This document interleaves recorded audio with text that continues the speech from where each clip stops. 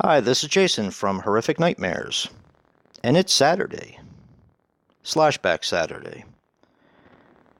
Now this is a segment my very good friend Joe, the Horror Man, came up with, where we watch a slasher film during the week with a certain theme, and do a review.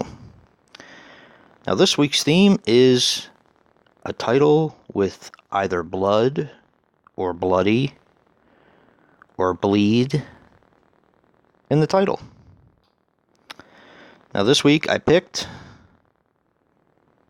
Bloody New Year.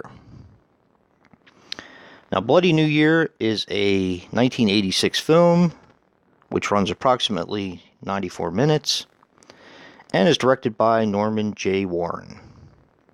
Now the only thing I could find on him was Horror Planet, also known as Inseminoid, and a movie called Terror.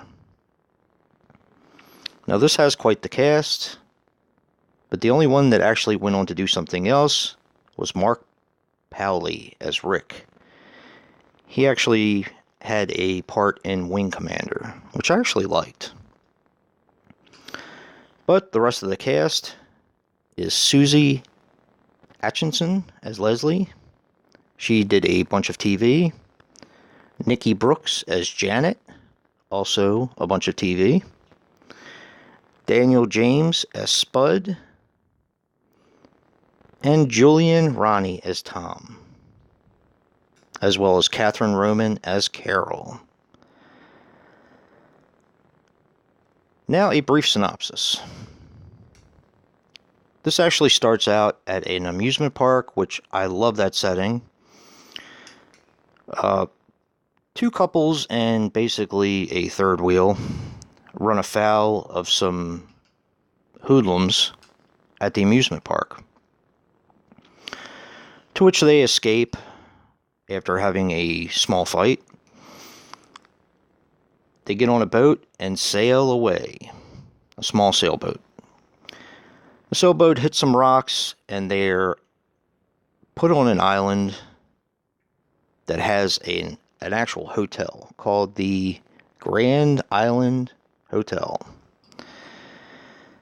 So they figure it's a perfect place to, shed the wet clothes and get warm and all that kind of stuff. But a bunch of weird things start happening at the hotel, and it also seems deserted. But they keep seeing weird stuff. There's pretty much where I'm going to leave it. Now, did I like this film? I did. Unfortunately, it took me 3 times to actually watch it all the way through because I kept falling asleep on it. And I don't believe it was the fault of the film, although it does take quite a while to really get started and find out the reason why things are happening the way they are. I was just really, really tired for the most part. Now, this is a Vinegar Syndrome title. Here you see the slipcover, which is really, really awesome. It goes all the way around, and they have pretty awesome slipcovers. This is the cover that I actually like the best. This is the original cover. So, let's see, where do I start? In the very beginning, there is a kind of like a disclaimer that the original print of the film was destroyed years ago, and this is the only remaining print of the film in existence. And there's a lot of damage to this print. So you're kind of left with a mixed bag as far as the transfer is concerned. When it's right, it's incredible because Vinegar Syndrome does an incredible job with their transfers. I mean, there's no doubt about that. They're one of my favorite companies. But when it's bad, it's pretty bad. The colors are washed out. There's a lot of crackling, just damage to the overall film. I am glad they put it out. I think it's a little below their standards as far as what I've seen from them, but this is probably the best the film will ever look. So I am glad they put it out. Now, about this film, this got released in limited supply New Year's of this year.